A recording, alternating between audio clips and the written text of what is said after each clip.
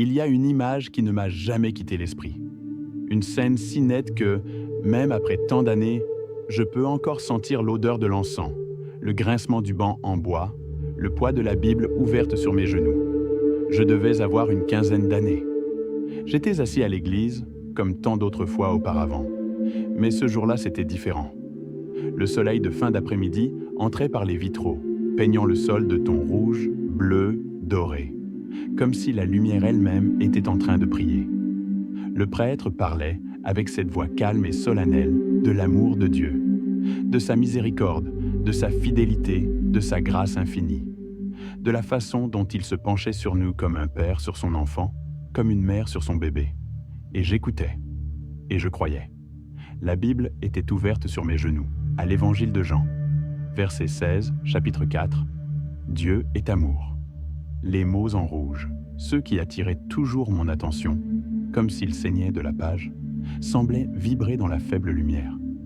Et je les regardais avec une certitude que seule l'innocence de la foi peut donner. Je croyais de tout mon cœur. Je croyais que le monde avait un sens, que j'avais une place en lui, que, même dans mes doutes, dans mes faiblesses, j'étais aimé inconditionnellement, aimé comme si j'étais le centre de l'univers divin. Mais cette même semaine, j'ai lu un autre passage, dans l'Ancien Testament, l'histoire de Jephthé. Jephthé, le juge, l'homme qui, avant la bataille, fit une alliance avec Dieu. S'il gagnait, il sacrifierait en holocauste la première personne qui sortirait de la porte de sa maison. Une promesse grotesque, mais faite au nom du sacré. Et quand il revient victorieux, couvert de gloire, qui vient en courant à sa rencontre, sa fille unique. Elle danse, joyeuse, avec un tambourin dans les mains, célébrant le retour de son père. Et il tient sa promesse. Il la tue. Il l'offre en barbecue à un Dieu qui exige du sang. Et la Bible ne lui donne même pas de nom. Elle dit seulement « Et elle ne connut jamais d'homme », comme si sa virginité était le seul détail digne d'être enregistré, comme si sa vie n'avait aucune valeur, sauf comme preuve de la fidélité du Père. Et là, à cet instant, assis dans ma chambre, la Bible ouverte à la même page où il était écrit « Dieu est amour ». J'ai senti quelque chose se briser. Ce n'était ni de la colère, ni du doute. C'était pire, c'était de la honte d'avoir cru. La honte d'avoir passé des années à défendre un livre où une jeune fille est brûlée vive en offrande. Et Dieu, le prétendu juge de la justice, approuve simplement. Il n'y a ni plainte, ni condamnation, ni repentir. Juste le silence. Et plus loin, des hymnes de louange. Parce que c'est là le problème. Ce n'est pas seulement que la Bible raconte des histoires violentes. C'est qu'elle présente ces histoires comme sainteté, comme volonté divine, comme exemple. Et puis, dans le même souffle, elle affirme que ce Dieu est amour, qu'il est bon, que tout ce qu'il fait est parfait.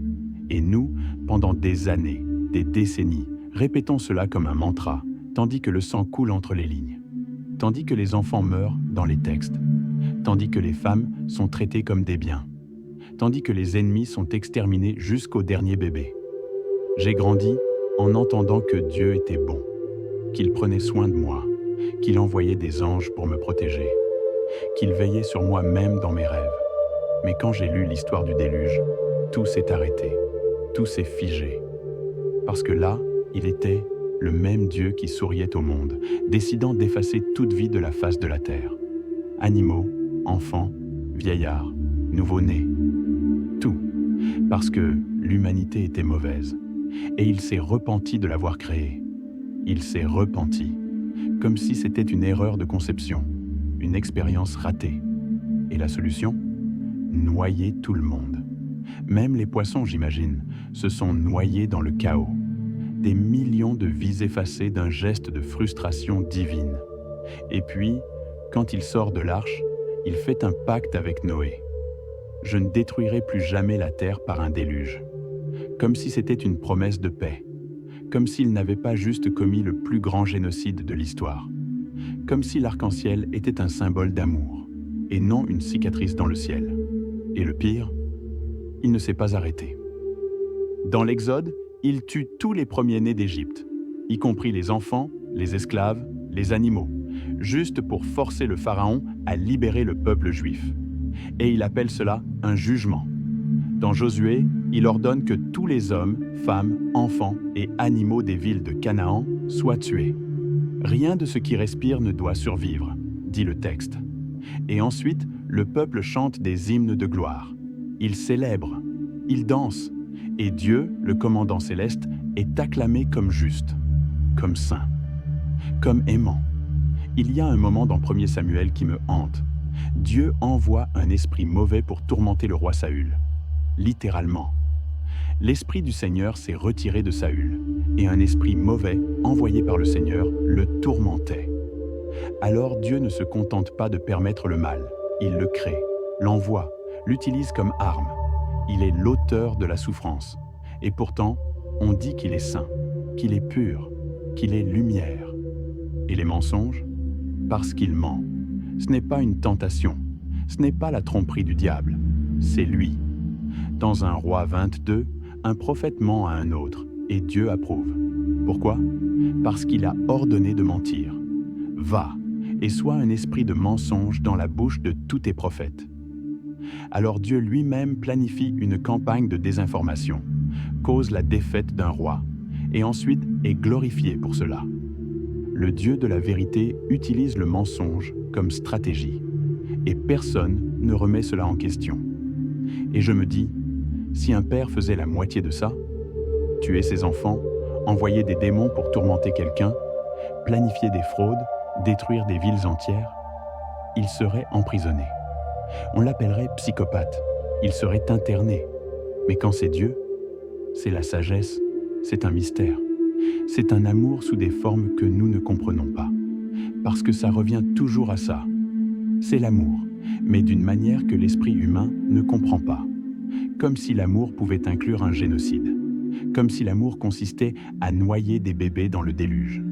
Comme si l'amour exigeait qu'un père brûle sa fille en offrande à un Dieu assoiffé de sang.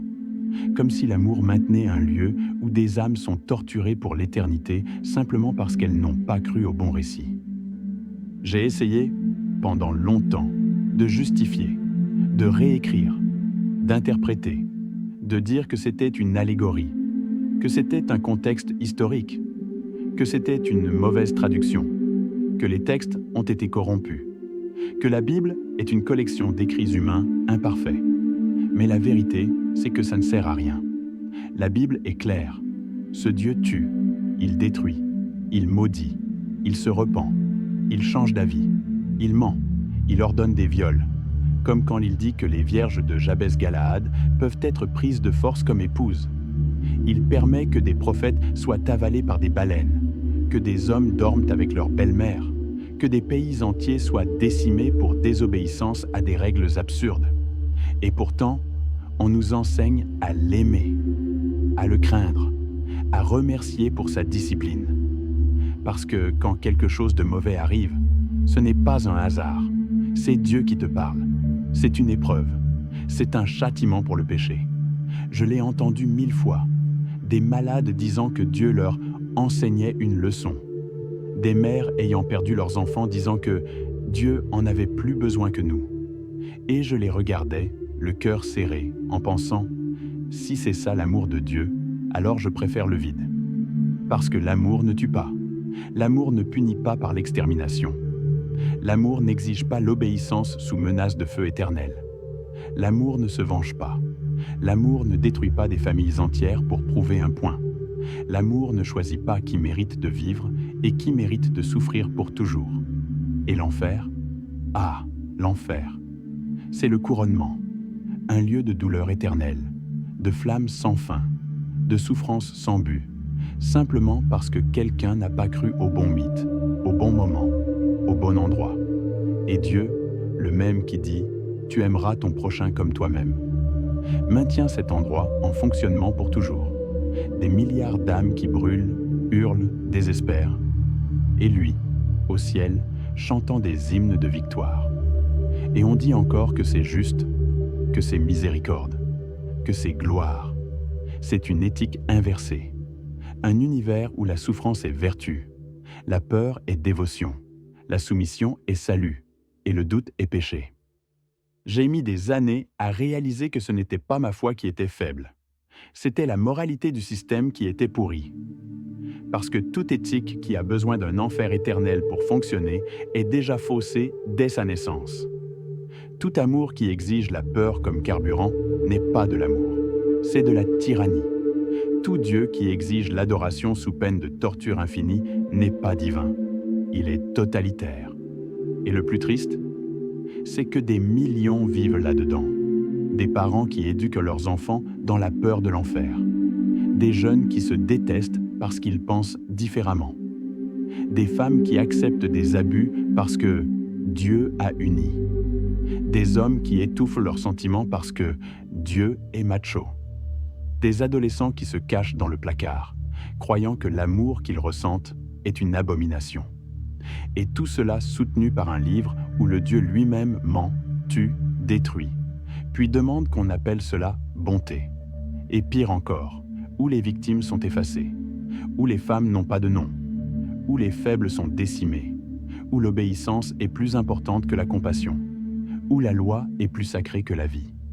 Aujourd'hui, quand je regarde la Bible, je ne vois pas la parole de Dieu. Je vois un miroir sale, fissuré, ancien, où des peuples primitifs ont projeté leur peur, leur guerre, leur faiblesse, et ont dit « ça vient du ciel ». Et le pire, c'est qu'encore aujourd'hui, des milliers d'années plus tard, on continue de s'agenouiller devant ce miroir, demandant pardon de ne pas être parfait, comme si le problème venait de nous, et pas du Dieu qu'on a inventé. Parce que le véritable amour ne punit pas, ne menace pas, ne sélectionne pas, ne détruit pas. Le véritable amour accueille, guérit, libère, pardonne sans exiger de pénitence. L'amour n'a pas besoin de rituel, n'a pas besoin de temple, n'a pas besoin de peur.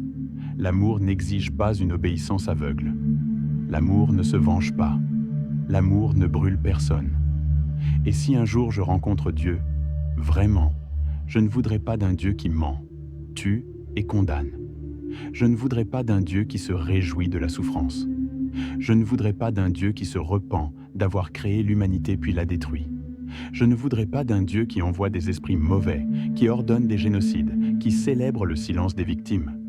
Je voudrais un Dieu qui se sente mal d'avoir noyé des enfants dans le déluge, qui se repent d'avoir envoyé des esprits de tourment, qui pleure pour chaque âme brûlant en enfer, un enfer qu'il a lui-même créé, qui demande pardon d'avoir été utilisé comme excuse pour tant de douleurs. Ou alors, je préfère qu'il n'existe pas, parce que si Dieu est comme la Bible le montre, alors il ne mérite pas d'adoration, il mérite d'être jugé. Et s'il est différent, s'il est vraiment amour, alors il est déjà ici, pas dans le temple, pas dans le livre, pas au ciel. Il est dans la mère qui serre son enfant dans ses bras, dans l'étranger qui aide celui qui est tombé, dans la personne qui pardonne sans rien exiger, dans le silence qui accueille la douleur, dans la main tendue dans l'obscurité. Parce que le véritable sacré n'est pas dans la menace, il est dans la grâce, pas dans le pouvoir, dans le don de soi, pas dans la destruction, dans la guérison. Et si c'est ce Dieu réel, alors peut-être que je n'ai jamais cessé de croire. Peut-être que j'ai seulement enfin appris à regarder ailleurs.